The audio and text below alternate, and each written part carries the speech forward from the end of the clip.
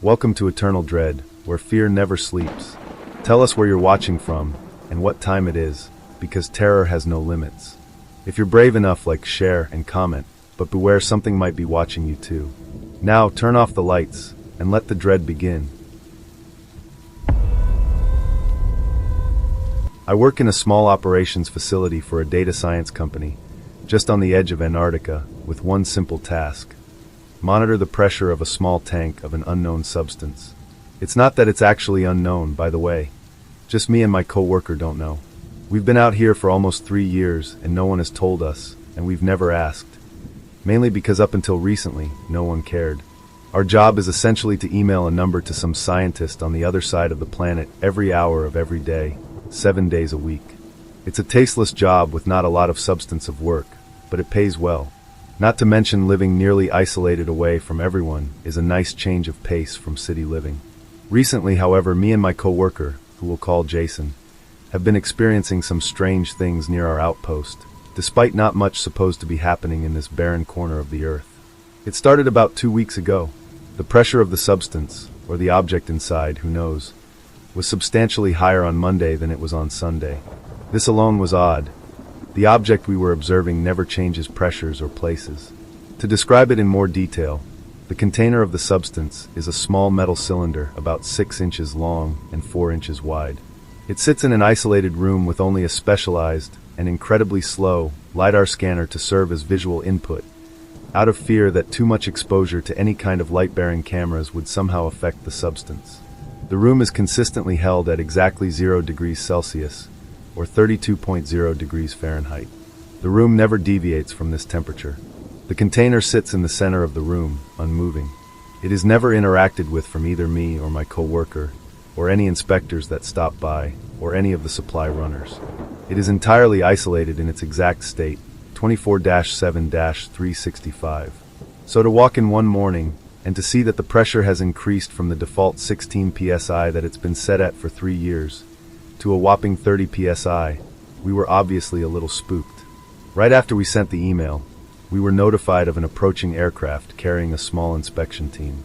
After they touched down, they walked in without knocking and immediately started to berate us with questions. Things like if we had seen the change happen, whether or not one of us forgot the protocol to maintaining it, etc. We told them we hadn't seen anything nor changed our routines in ages, so they all backed off. They told us to activate the LiDAR scanner overnight, and to have one of us stay awake to watch over it. This was normal. We usually got asinine and paranoid scientists breathing down our necks to send them LiDAR videos, and each time we did they would send back that they hadn't seen anything out of the ordinary. My co-worker decided it was my turn to have the overnight watch, so it was up to me to sit and watch possibly the most boring monitor to ever exist. At least, that's what I thought I'd be doing. Over the next few hours leading to around sundown, the pressure gradually began to drop, eventually resetting to 16 psi like it had been before. After flipping on the heater and kicking back with my laptop and a bowl of popcorn around 2200 hours, I settled in for a movie marathon I had been waiting some time for, and quite possibly the most boring night of my life. I was halfway into one of the movies I had planned out, at around 01:20. When I suddenly caught a glimpse of something move on the monitor. I paused the movie I was watching and looked over. I studied it for a few seconds, and after concluding it to probably be sleep deprivation, I brushed it off and went back to watching the movie. 3 minutes later, I saw it again. Now I was pissed. I paused the movie once again and studied the monitors. 1 minute passed, then 2, then 5. I was about to give up when, right at the 6-minute mark, 01:29:00, the scanner began to show a shadow standing next to the object. I couldn't identify what it was at first. If anything, I could have mistaken it for a fly on the scanner had the room not been impossibly cold. But as the scanner moved across the room, it came more and more into view. It was a large blob of shadow on the ground, right next to the container, one that had somehow gotten into the chamber while no one was looking.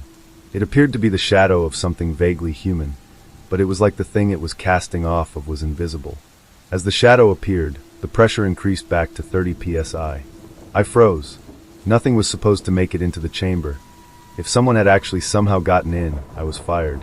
But I was also confused. The chamber is locked 6 ways from Sunday, and none of the security locks have been broken. A very loud alarm would be playing right now if that was the case. So how could something be in there? The thought of something being able to get past our security without being detected sent a chill down my spine as the shadow slowly scanned out of existence a few moments later. I quickly backed up the last 15 minutes of footage to a file and shipped it off to my superiors. Nothing else happened for the rest of the night, though after that incident I had quite a bit of trouble focusing on the movie I had been watching. At around 10 o'clock, another inspection team dropped down onto the platform, this time with a pair of heavily armed guards. They came to me and checked on the object, still at 30 psi from the night prior. After the usual interrogation, they informed me of a new protocol they were enforcing.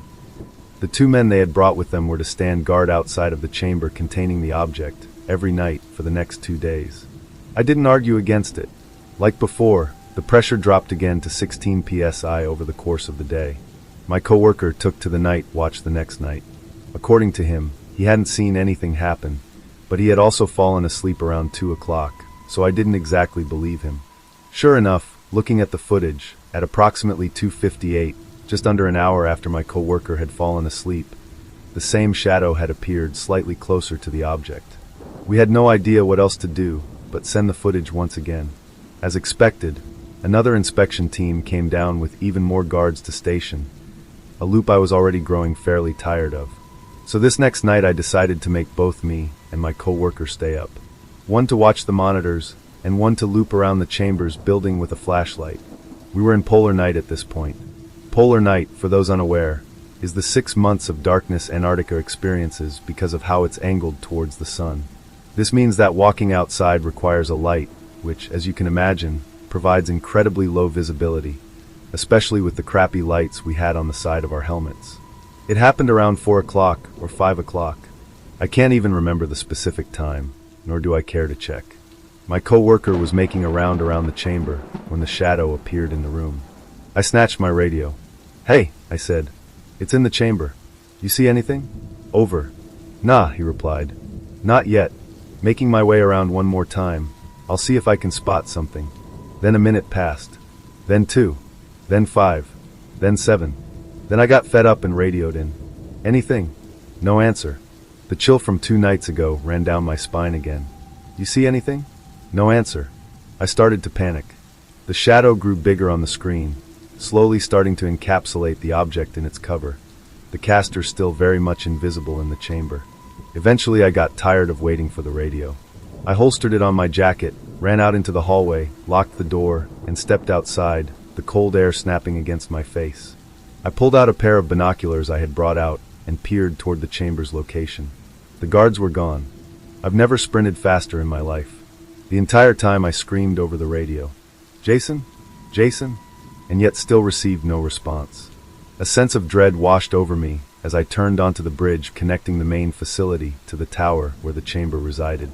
As I turned the corner, I noticed the guards' guns laid on the ground, like someone had forced their way inside and told the guards to drop their weapons. I picked one of them up as I approached the entrance. It was wide open.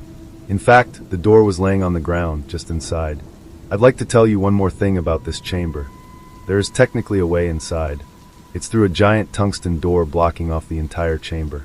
You needed some serious security clearance to get in. Damn near needed to own the company just to ask for permission to enter, and even then your chances were slim. Not to mention it's built with at least a foot of metal between you and the object. So when I say I saw this foot-thick metal door laying down on the ground just inside the chamber, I got seriously shaky. I turned and peeked into where the chamber was.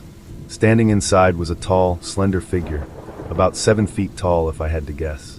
It stood over the object, its hand outstretched toward it, almost as if it was attempting to pick it up. The figure turned to face my head poking out from around the corner, and I saw its face. It was horrifyingly plain. 2 beaded eyes on both sides of the face, and a closed, thin mouth resting at the bottom of its very clearly triangular head. It stood, showing its true height, and walked towards me. I held my breath as it walked directly past me, hopped the fence, and landed in the snow. I heard footsteps slowly trekking away in the snow. I must have waited for an hour there before Jason finally emerged from around a corner, his dead radio in his hand, shouting that he'd been looking everywhere for me. Once he saw the mess, he shut the fuck up. It's been about 2 weeks since that happened. The object in question has been relocated to God knows where, and has now been replaced with yet another small object of the exact same size and shape. The chamber has been repaired and upgraded security-wise since then, even replacing that old shit LiDAR scanner with a proper, newer one. One that might actually be able to capture things in a bit higher quality to appease the scientists. After a short psychological evaluation, me and my coworker were deemed fit to continue working, as long as we both scheduled meetings with a psychologist every few weeks. Better than the alternative. I'm still here for another few months before Polar Night ends. Then I get to go home. Nothing much else as crazy as that night has happened since. But I swear, every few nights, I'll be sitting in the security offices, and out of the corner of my eye catch a glimpse of that thing outside the chamber, knocking on the door, waiting, patiently. Sirens always creep me out. Whether it was an air raid siren like the ones from a horror movie like Silent Hill, or the screech of a fire siren echoing through small towns in rural Pennsylvania, I could never explain why. They just always creeped me out. Maybe it was what they represented, or maybe it was simply the sound they made, so sudden and jarring. That is until my family and I moved out of town into the countryside. They bought a nice house with hundreds of acres.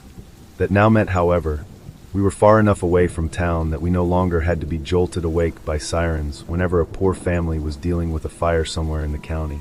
Now, with that all being said, on a fine summer evening, as I lounged in my bedroom playing video games on a Saturday night, like any typical teenager, I was pulled from my immersion by the sound of my mother calling my name. But she wasn't using her usual tone, the one that meant I needed to wash my dinner plate or take the trash out. No, this time, she sounded almost panicked, confused.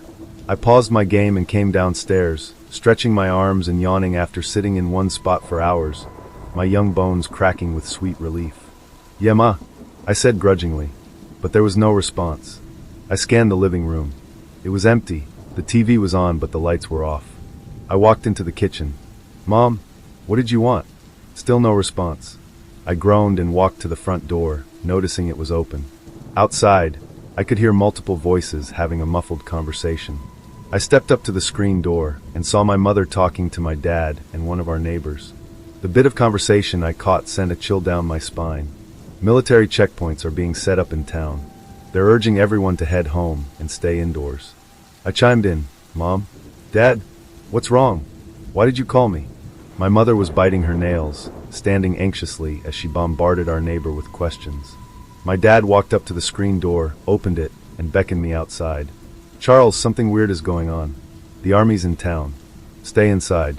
And don't even think about riding that damn bike of yours into town like you always do. You hear me?" I raised my brow curiously. "The army? Why are they here? Are terrorists coming to get us or something?" I wasn't really scared. At that age, I had been desensitized from playing so many video games that military presence barely registered as a serious concern. "I know just about as much as you do, bud," Dad said, his voice tense. "But I know one thing. Your ass is grass if you leave this house. Do you understand me?" "Yeah, Dad," I groaned. Our neighbor chimed in. "This might have something to do with those strange electrical storms I saw while driving past the cornfields a few miles out of town.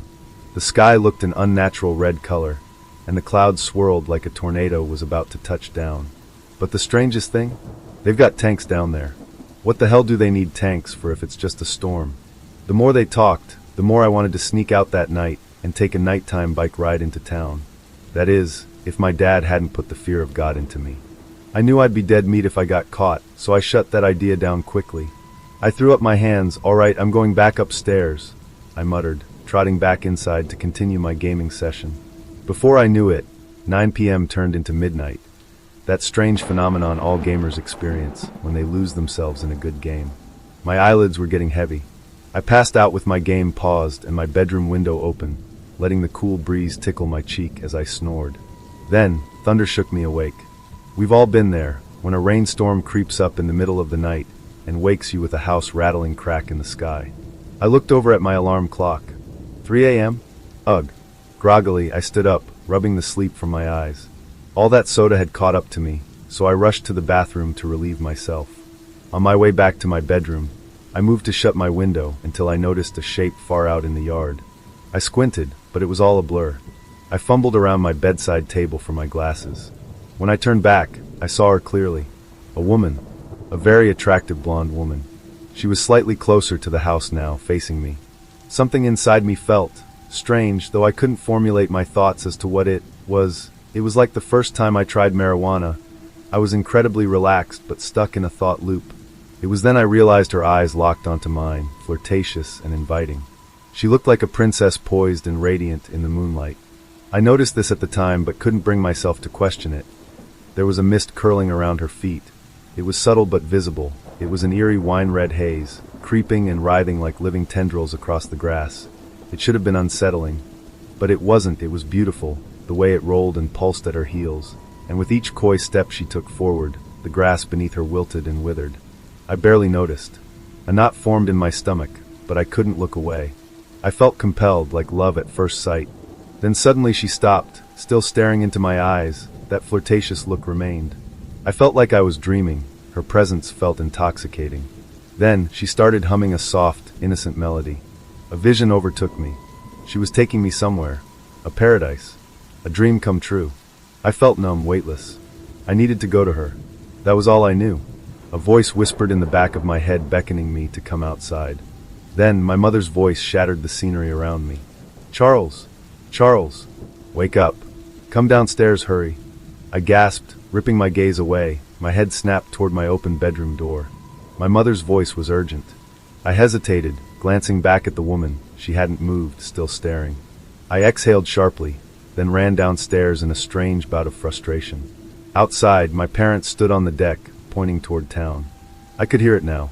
The sirens. Above the town, a crimson, swirling cloud hovered, its core a gaping hole. It wasn't natural. I tried to tell my parents about the woman, but they wouldn't listen. "We need to leave. Now." I rushed to get my shoes on, no socks, still in my pajamas. As I ran outside toward the car, I saw my neighbor standing in the yard, motionless. His expression was blank, empty, and the woman was there, humming. He shambled toward her like a zombie. Her expression remained flirtatious, until he was close enough.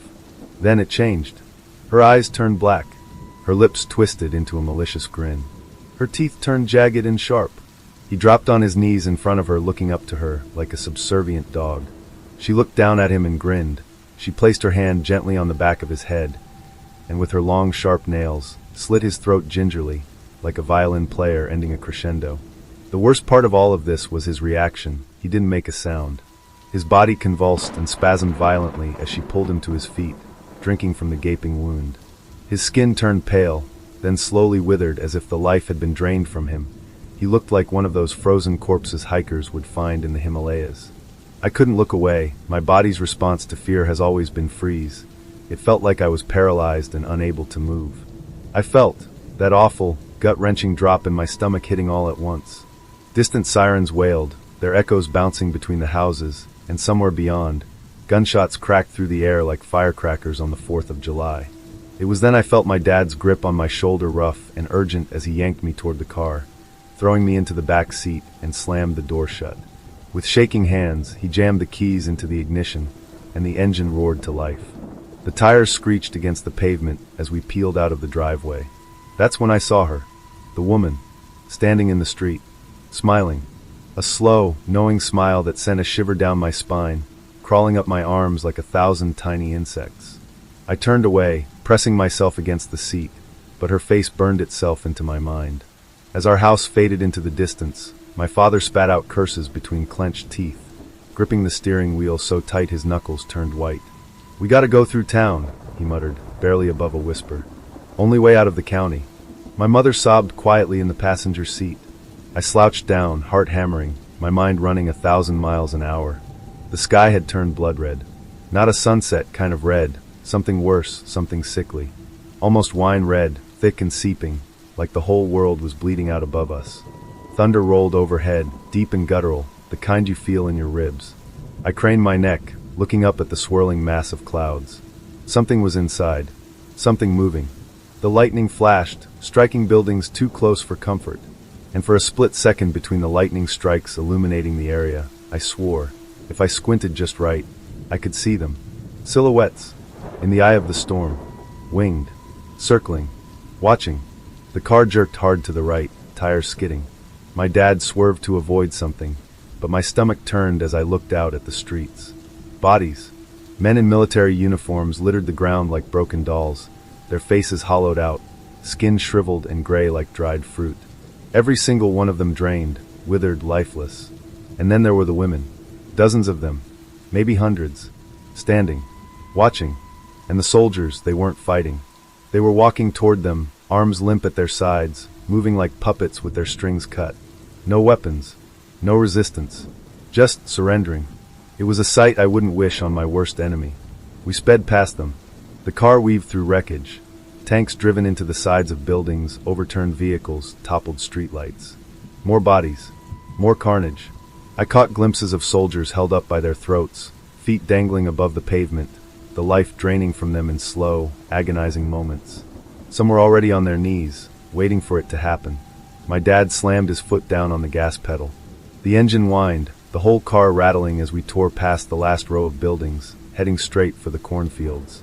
The moment we cleared the town, he exhaled, voice shaking as he grabbed my mom's trembling hand. "We're gonna make it," he said. "God help us, we're going to Ma." The car jerked violently. A flash of movement. The world flipped. Then, nothing. I came to, hanging upside down. The car was wrecked. Metal twisted and broken, glass shattered everywhere. My head throbbed, my vision blurred. My ankle, something was wrong with it.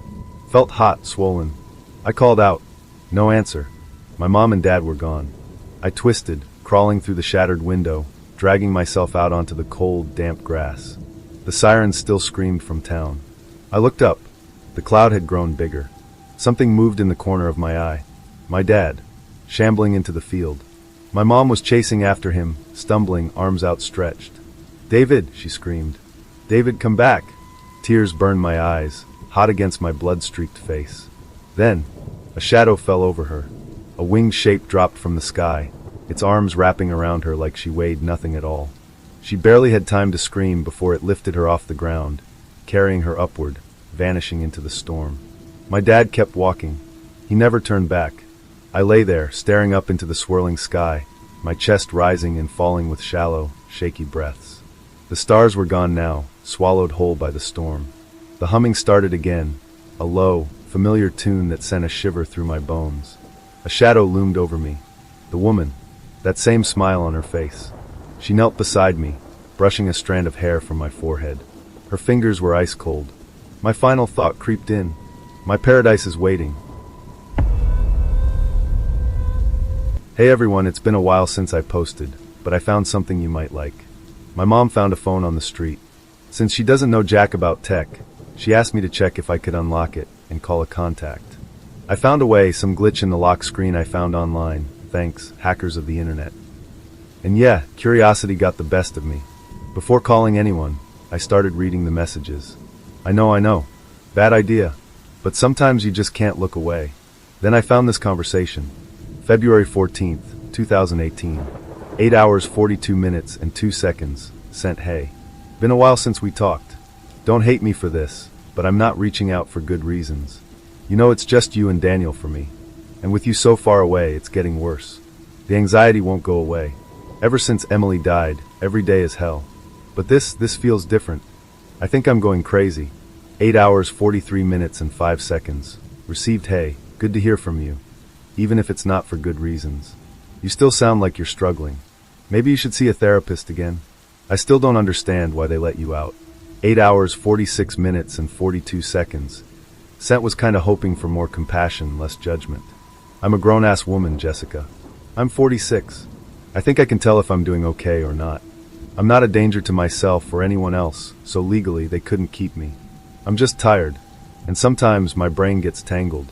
I thought my sister would be there for me, but I guess not. 8 hours 47 minutes and 22 seconds. Received, I'm just trying to help. But there's only so much I can do. What does Daniel say about all this? 8 hours 50 minutes and 25 seconds. Sent, he's distant. Barely talks to me except to say I need to wake up and see a therapist, just like you. He's been sleeping in Emily's old room for a few days now. I think he's seeing someone. I've overheard phone calls. Every time I walk in, he hangs up. Says it's work, but I don't believe him. 8 hours 51 minutes and 40 seconds. Received, I really doubt he's seeing anyone. Things are complicated enough. You said your brain gets tangled. What do you mean? 8 hours, 53 minutes, and 14 seconds. Sent hard to explain. Feels like my body isn't mine. I have memories of things that never happened asterisk, with people I've never met. When I tell Daniel, he listens. He tells me to dig deeper, that it'll come back to me. It's the only time he actually listens to me, asterisk. 8 hours, 53 minutes, and 39 seconds. Received, maybe you should talk to a therapist about this? 8 hours, 55 minutes, and 45 seconds. Sent, for fuck's sake, Jessica, enough with the therapist. And they're not memories. I never lived any of this. Anyway, I gotta go. 8 hours, 56 minutes, and 4 seconds. Received, okay. Take care. You know what I think? 8 hours, 56 minutes, and 11 seconds. Sent. February 15th, 2018. 4 hours, 22 minutes, and 53 seconds. Sent, Jessica. It's happening again. I think I'm losing my mind. I woke up in the middle of the night. Daniel wasn't there. I was mad. I was gonna confront him. But then, I walked past the mirror, and I saw Emily. It was quick. Just a flash. But I swear it was her. A mother knows. A mother feels these things. 4 hours, 23 minutes, and 16 seconds. Sent, sorry for the late message. 6 hours, 30 minutes, and 39 seconds. Received, did you tell Daniel? 6 hours, 31 minutes, and 5 seconds. Sent, yeah. He laughed, nervously, then just broke down star. He's not handling her death well. They were close. But Jessica, if you only knew how much I miss her. Asterisk. 6 hours, 32 minutes, and 24 seconds. Received, I know. February 16th, 2018. 6 hours, 32 minutes, and 39 seconds. Sent, sorry, I know it's late.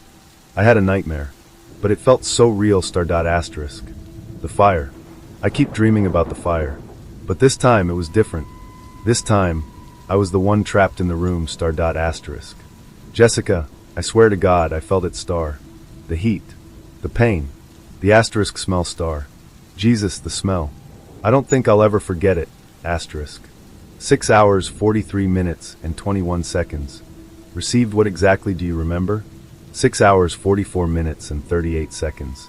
Sent, you know I don't like talking about this. 6 hours, 45 minutes, and 27 seconds. Received, I know. But your therapist was working through this with you, and it was helping. Just try.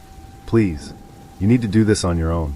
6 hours, 48 minutes, and 23 seconds. Sent, we were sleeping. Me and Daniel. We'd fought with Emily that night.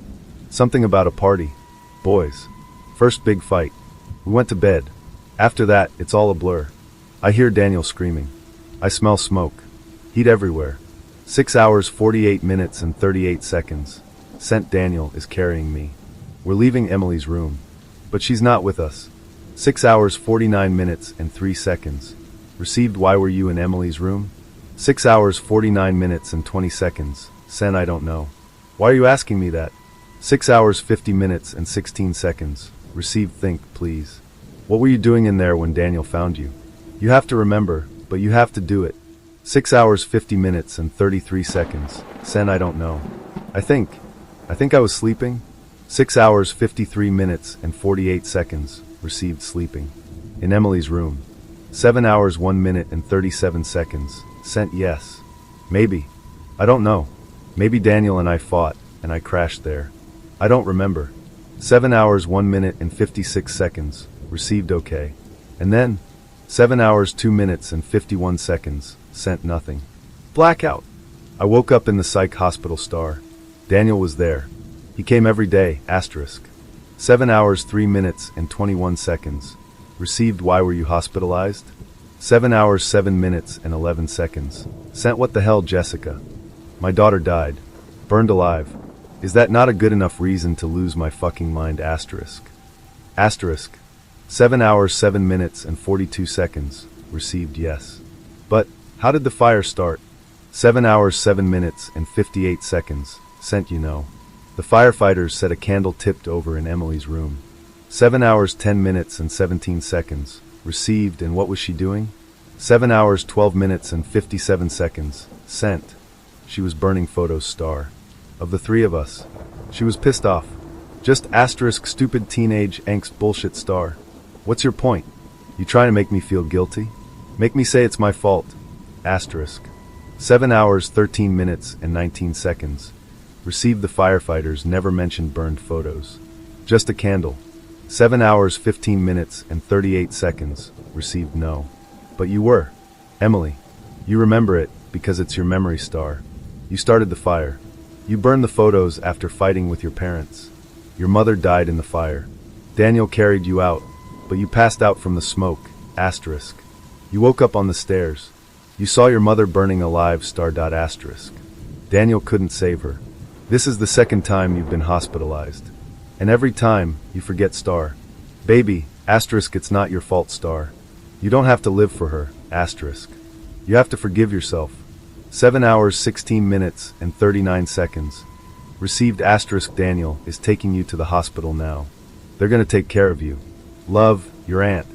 Asterisk found this on some mental health forum before it got deleted. Figured it was worth sharing. Hey everyone, it's been a while since I posted, but I found something you might like. My mom found a phone on the street. Since she doesn't know jack about tech, she asked me to check if I could unlock it and call a contact. I found a way, some glitch in the lock screen I found online, thanks, hackers of the internet. And yeah, curiosity got the best of me. Before calling anyone, I started reading the messages. I know, bad idea. But sometimes you just can't look away. Then I found this conversation. February 14th, 2018, 8:42 and 2 seconds sent.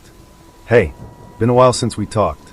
Don't hate me for this, but I'm not reaching out for good reasons. You know it's just you and Daniel for me. And with you so far away, it's getting worse. The anxiety won't go away. Ever since Emily died, every day is hell. But this feels different. I think I'm going crazy. 8 hours, 43 minutes, and 5 seconds received. Hey, good to hear from you, even if it's not for good reasons. You still sound like you're struggling. Maybe you should see a therapist again. I still don't understand why they let you out. 8 hours, 46 minutes, and 42 seconds sent. Was kinda hoping for more compassion, less judgment. I'm a grown-ass woman, Jessica. I'm 46. I think I can tell if I'm doing okay or not. I'm not a danger to myself or anyone else, so legally, they couldn't keep me. I'm just tired, and sometimes my brain gets tangled. I thought my sister would be there for me, but I guess not. 8 hours, 47 minutes, and 22 seconds received. I'm just trying to help, but there's only so much I can do. What does Daniel say about all this? 8 hours, 50 minutes, and 25 seconds sent. He's distant. Barely talks to me except to say I need to wake up and see a therapist, just like you. He's been sleeping in Emily's old room for a few days now. I think he's seeing someone. I've overheard phone calls. Every time I walk in, he hangs up. Says it's work, but I don't believe him. 8 hours, 51 minutes, and 40 seconds received. I really doubt he's seeing anyone. Things are complicated enough. You said your brain gets tangled. What do you mean? 8 hours, 53 minutes, and 14 seconds sent. Hard to explain. Feels like my body isn't mine. I have memories of things that never happened, with people I've never met. When I tell Daniel, he listens. He tells me to dig deeper, that it'll come back to me. It's the only time he actually listens to me. 8 hours, 53 minutes, and 39 seconds received. Maybe you should talk to a therapist about this? 8 hours, 55 minutes, and 45 seconds sent. For fuck's sake, Jessica, enough with the therapist. And they're not memories. I never lived any of this. Anyway, I gotta go. 8 hours, 56 minutes, and 4 seconds received. Okay, take care. You know what I think. 8 hours, 56 minutes, and 11 seconds sent. February 15th, 2018, for 22 and 53 seconds sent. Jessica, it's happening again. I think I'm losing my mind. I woke up in the middle of the night. Daniel wasn't there. I was mad. I was gonna confront him. But then, I walked past the mirror, and I saw Emily. It was quick, just a flash. But I swear it was her. A mother knows. A mother feels these things. For hours, 23 minutes, and 16 seconds sent. Sorry for the late message. 6 hours, 30 minutes, and 39 seconds received. Did you tell Daniel? 6 hours, 31 minutes, and 5 seconds sent. Yeah. He laughed, nervously, then just broke down. He's not handling her death well. They were close. But Jessica, if you only knew how much I miss her. 6 hours, 32 minutes, and 24 seconds received. I know. February 16th, 2018, 6:32 and 39 seconds sent. Sorry, I know it's late. I had a nightmare. But it felt so real. The fire. I keep dreaming about the fire. But this time it was different. This time, I was the one trapped in the room. Jessica, I swear to God I felt it. The heat. The pain. The smell. Jesus, the smell. I don't think I'll ever forget it. 6 hours 43 minutes and 21 seconds received. What exactly do you remember? 6 hours 44 minutes and 38 seconds sent. You know I don't like talking about this. 6 hours 45 minutes and 27 seconds received. I know, but your therapist was working through this with you, and it was helping. Just try, please. You need to do this on your own. 6 hours 48 minutes and 23 seconds sent. We were sleeping, me and Daniel. We'd fought with Emily that night. Something about a party. Boys. First big fight. We went to bed. After that, it's all a blur. I hear Daniel screaming. I smell smoke. Heat everywhere. 6 hours 48 minutes and 38 seconds sent. Daniel is carrying me. We're leaving Emily's room. But she's not with us. 6 hours 49 minutes and 3 seconds received. Why were you in Emily's room? 6 hours 49 minutes and 20 seconds sent. I don't know. Why are you asking me that? 6 hours 50 minutes and 16 seconds received. Think, please. What were you doing in there when Daniel found you? You have to remember, but you have to do it. 6 hours 50 minutes and 33 seconds sent. I don't know. I think I was sleeping. 6 hours 53 minutes and 48 seconds received. Sleeping. In Emily's room. 7 hours 1 minute and 37 seconds sent. Yes. Maybe. I don't know. Maybe Daniel and I fought, and I crashed there. I don't remember. 7 hours 1 minute and 56 seconds received. Okay. And then? 7 hours 2 minutes and 51 seconds sent. Nothing. Blackout. I woke up in the psych hospital. Daniel was there. He came every day. 7 hours 3 minutes and 21 seconds received. Why were you hospitalized? 7 hours 7 minutes and 11 seconds sent. What the hell, Jessica? My daughter died. Burned alive. Is that not a good enough reason to lose my fucking mind? 7 hours 7 minutes and 42 seconds received. Yes. But, how did the fire start? 7 hours 7 minutes and 58 seconds sent. You know, the firefighters said a candle tipped over in Emily's room. 7 hours 10 minutes and 17 seconds received. And what was she doing? 7 hours 12 minutes and 57 seconds sent. She was burning photos. Of the three of us. She was pissed off. Just stupid teenage angst bullshit. What's your point? You trying to make me feel guilty? Make me say it's my fault. 7 hours 13 minutes and 19 seconds received. The firefighters never mentioned burned photos. Just a candle. 7 hours 15 minutes and 38 seconds received. No, but you were. Emily. You remember it because it's your memory. You started the fire. You burned the photos after fighting with your parents. Your mother died in the fire. Daniel carried you out, but you passed out from the smoke. You woke up on the stairs. You saw your mother burning alive. Daniel couldn't save her. This is the second time you've been hospitalized. And every time you forget. Baby, it's not your fault. You don't have to live for her. You have to forgive yourself. 7 hours 16 minutes and 39 seconds received. Daniel is taking you to the hospital now. They're going to take care of you. Love, your aunt. How do you explain to someone that a game can be haunted? Sonic.exe been drowned. Lavender Town. All bullshit, right? Well, they are.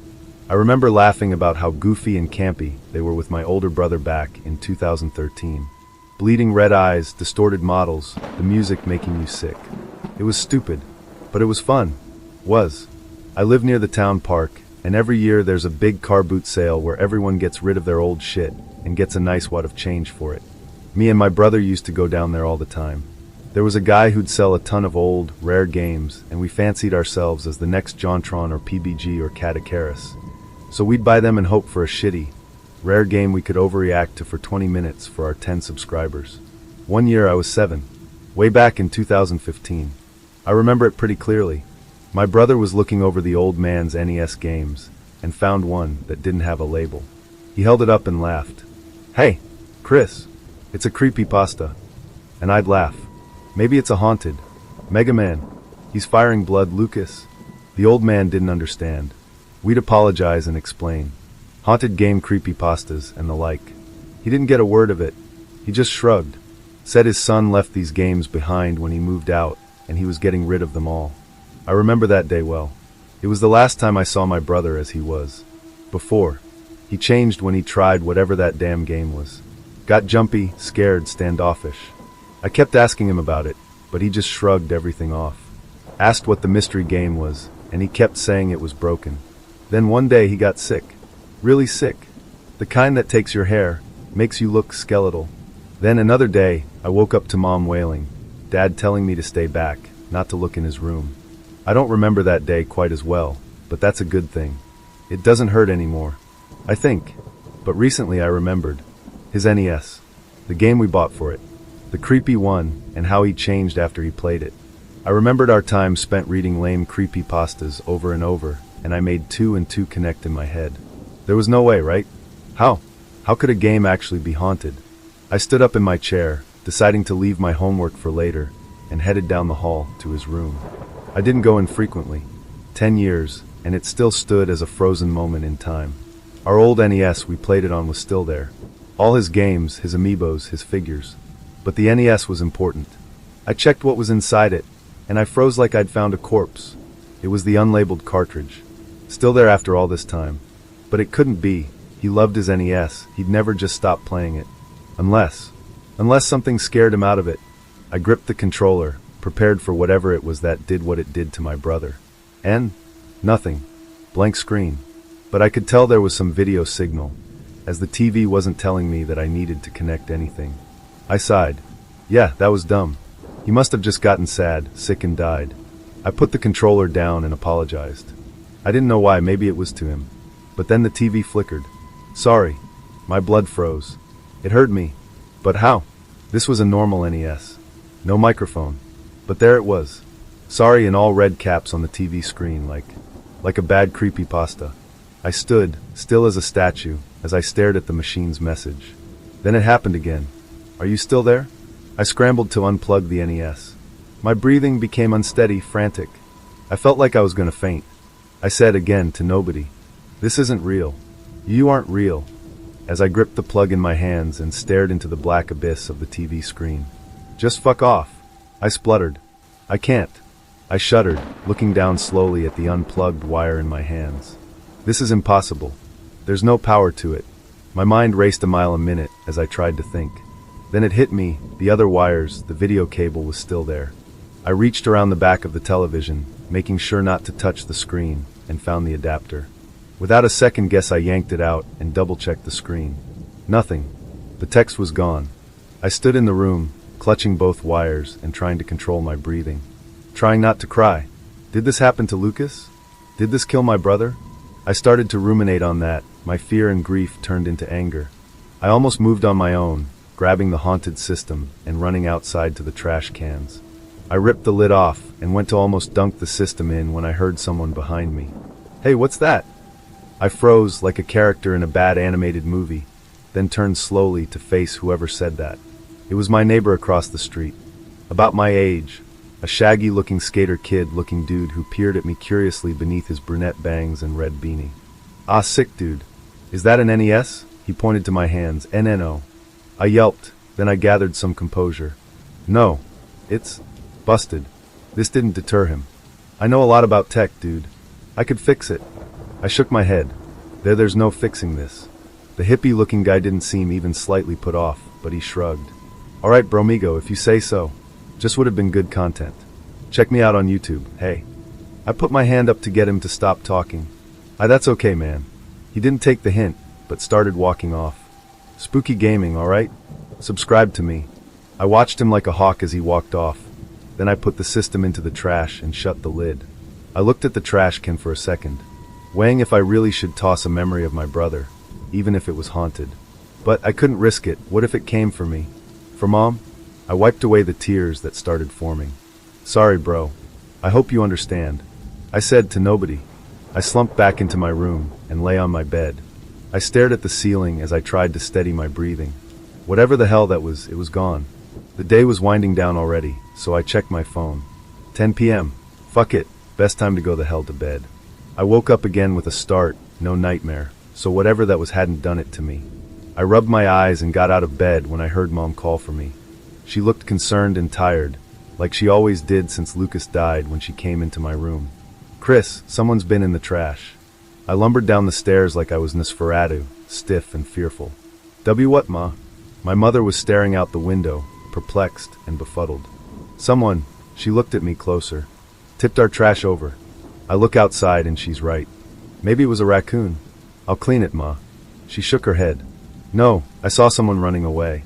They had something in their arms. But what would they want from our trash? Did you toss anything?" My blood went cold. "You are, Ma, don't worry about it. Probably some bum, all right? Sit down and have a cup of joe. The view's on. Watch that and I'll clean the trash." How my mom bought that, with me spluttering and going pale like I was bleeding from the tongue, I'll never know. But she smiled warmly and hugged me. "Thanks, Chris." I stumbled out the door like a classic zombie movie, then sprinted to the trash like a modern zombie movie. The NES was gone. Fuck. Fuck, fuck, fuck, fuck. I felt myself breathe heavily, quickly turning into hyperventilating. That goddamn stupid fucking kid. He'd taken it anyway.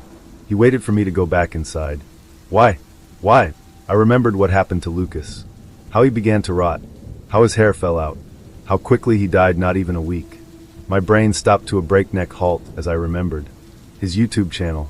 Maybe he was a dumpster diver. Maybe he was gathering a big haul first. There was still time. I shoveled the trash back into the can and rose to my feet stiffly like Frankenstein. I opened the YouTube app on my phone. Spooky Gaming. I typed shakily, being carried by autocorrect like an illiterate lunatic. The app loaded, then I saw it. A mediocre logo that looked slapped together in Photoshop, a step above MS Paint in red and black text. I shakily tapped the icon, and my anxiety and fear turned into utter befuddlement. The first video's thumbnail, a recommended video, was him, looking like he was trying to swallow a watermelon with how obnoxiously wide his mouth was, poorly green-screened over a screenshot of Sonic.exe. The title was the most confusing. The creepiest game yet. Obnoxiously uniforming. I tapped the video, then swiped to shut it. What if this made me sick, like Lucas? What if it got me? I checked the upload date. 2 weeks ago. Then braced myself.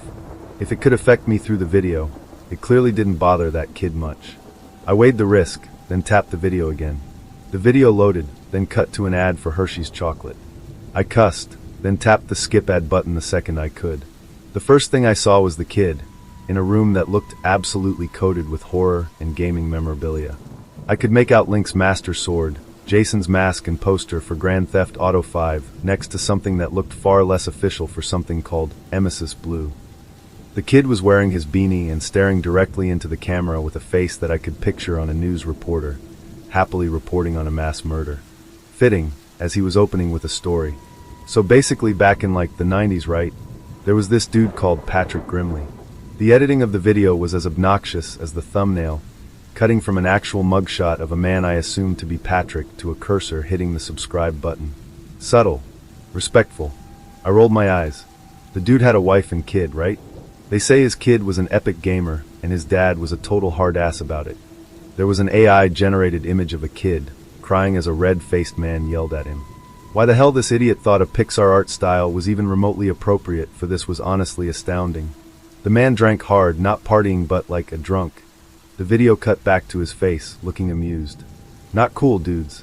According to the cops, he gets really mad one day, you know? And his son's just there, playing his SNES. The video played a stock horror sound effect, then cut to a red waveform bouncing up and down to a hysterical woman. My stomach clenched. I could hear angry shouting, terrified screaming, crashing. A woman. He's hurting my boy, please help me send anyone, cutting out to a blood-curdling screech as the shouting got louder. Then it cut to a stock image of a broken controller. He used his son's own SNES. Broke it over his head and just kept hitting him with it. It sounded ridiculous. Something an angry stepdad would threaten you with, but never do. He appeared back on the video, looking obnoxiously cheerful and holding a taped-together SNES cartridge. This, right here, is little Terry Grimley's favorite game. In the SNES when he died, and some say used to hit him harder. He plucked at a loose bit of tape. I think he did, this is fucked. His casual attitude about it kept rubbing me the wrong way. This was a nightmare. The mother, if she was alive, and even Still's worst day. Why was he so chipper? Unless this was bullshit. I skipped ahead a bit, watching him and the AI slop he was flashing to explain what happened to the murderer dance about until it finally cut to gameplay. The game in question was Super Mario World.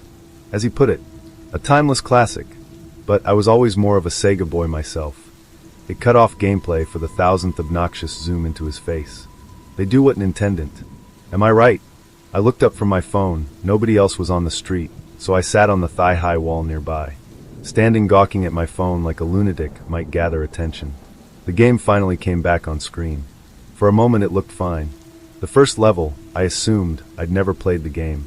Me and this idiot had something in common. Sega was way better. Everything looks fine. World 1-to-1. Iconic, right?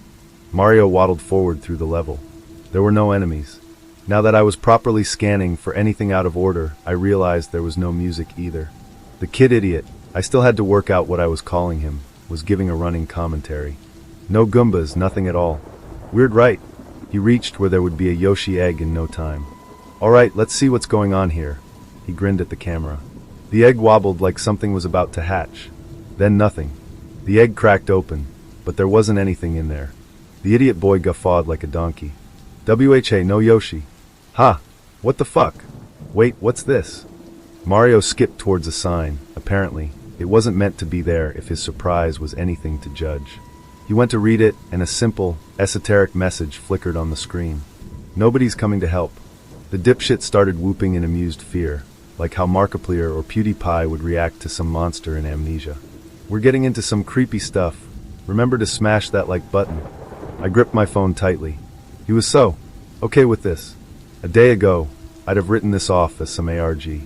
Mandela catalog with less sense. But the red letters I saw on the TV when I started Lucas's NES. The deep red sorry. Did haunted, creepy, whatever the fuck you could call them actually exist? Why weren't they written about? What moron would waste time on hyper-realistic bloody eyes when there were actual nightmares to worry about? The video continued. His voiceover explained that there wasn't much in the game aside from constantly missing enemies, items, and Yoshis. Until it reached the end. The music had suddenly cut back in, distorted and muddy like it was coming from a broken speaker. Mario wasn't able to go any faster than a crawl. Bowser appeared, jittery and almost angrily. Then, the crescendo of the game-long build-up finally happened. Bowser descended onto Mario, over and over like he was stomping on him. His idiotic laughter soared. The sprite of Mario started distorting, like it was being flattened. The text box came up again. The text was jittery and quickly coming apart as the sprite of Bowser sped up, as if it was hitting Mario faster. DADDYNONONONONONO. The no S kept repeating. The dumb kid just stopped laughing. Well, this is on the nose, boys. A tier list popped up with an edited cursor and image sliding over it. Think I'm gonna put this one in a D not good Sonic.exe tier. He reached over to the SNES and pulled the game out nonchalantly. Well, that's all it really has. It's a bit lame, but if you're interested in me finding some spookier stuff, smash that like and subscribe button, and remember dash. He held up the game and shook it to the camera. I bet Patrick would hit that bell. The video ended on his last attempt to piss on Terry's grave. I sat on the wall, awestruck. What the FUCK was that? I jumped from more pressing matters like him having an actual, from what I could tell, haunted game to the fact that the thumbnail and title was completely bullshit.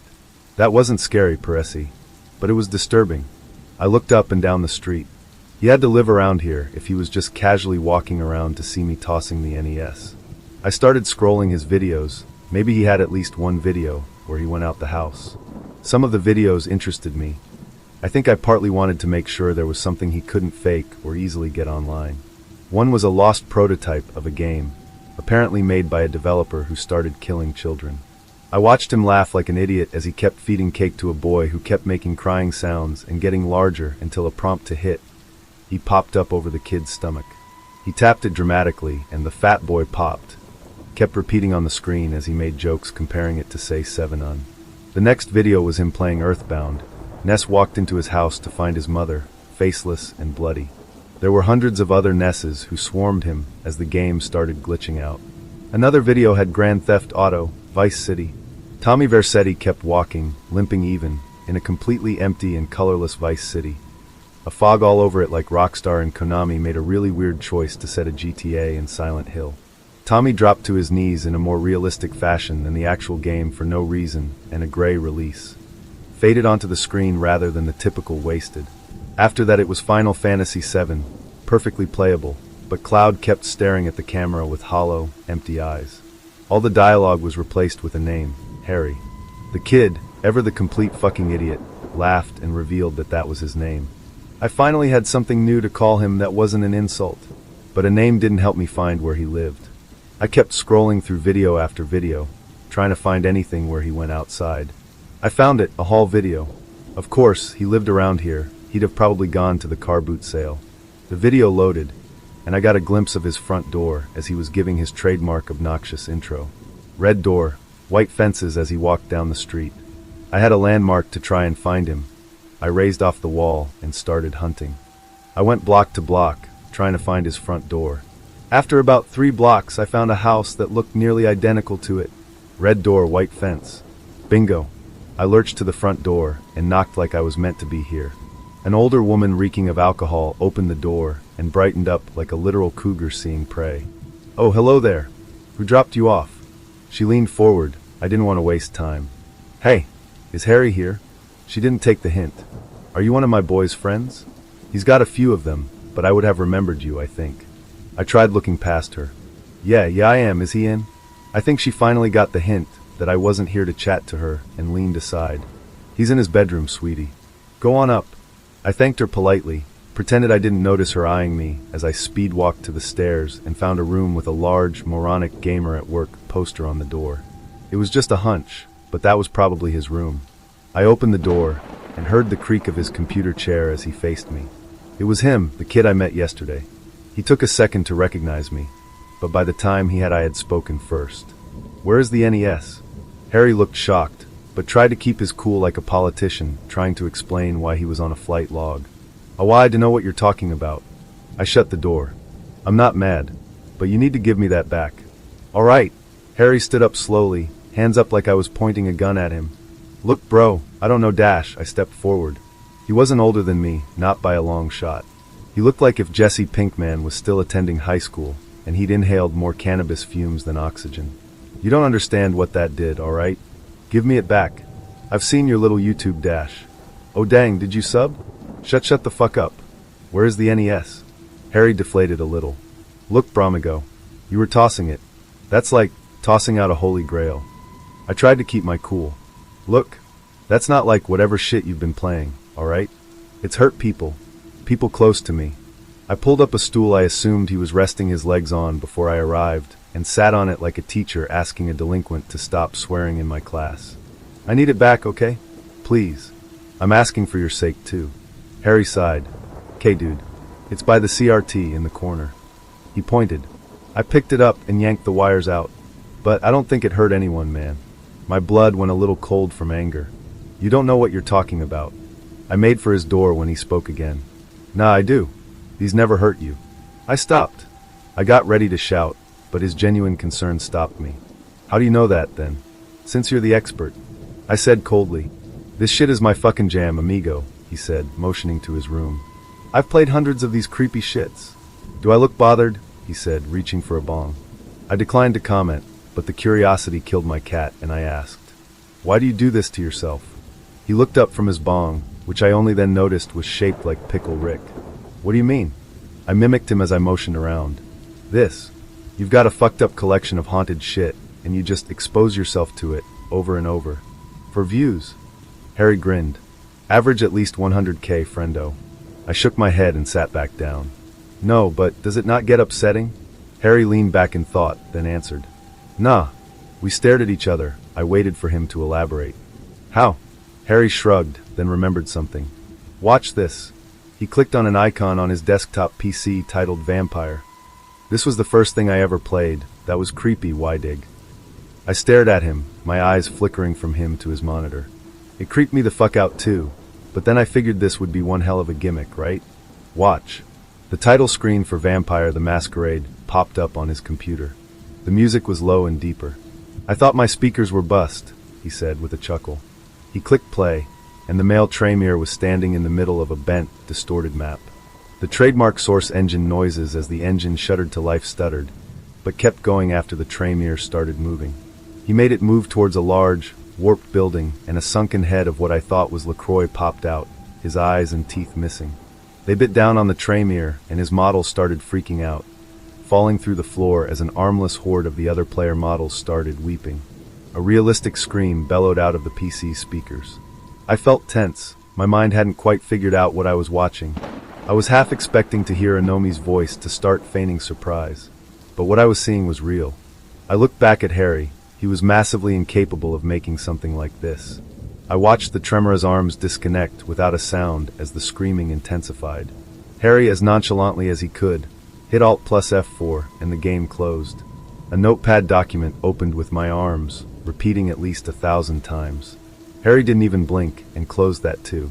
That scared the shit out of me the first time, but then I figured I should show someone.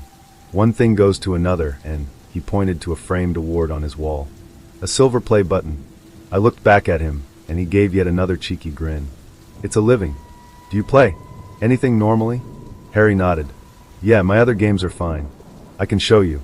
I'm playing Malkavian right now dash. I held my hand up. But I saw the Final Fantasy video. It knew your name. Harry nodded. Yeah, some of them say stuff like that. But as far as I know, none of them can really hurt us. He pointed to himself again. Because if they could, I'd be dead as FUCK. I put my head in my hands. So they just say your name, personal stuff you can't possibly know. And that doesn't bother you. Harry shrugged. Not gonna lie, man. I played a fucked up copy of Minecraft that kept saying my mom was gonna die. I bet you saw that she's fine. I shook my head, trying to grasp what he just said. But, how dash, Harry leaned forward. Confidence seemingly found in my complete confusion. Look, bro. What did the NES do? I looked down at the cursed system in my hands. The words died in my throat. That's personal. Harry crossed his arms over a Fortnite t-shirt, looking a little annoyed. My crib's personal, you busted into it. So what's up? What's wrong with the damn NES? I clutched it a little harder. My brother died. Harry's expression softened. I don't think he was expecting that.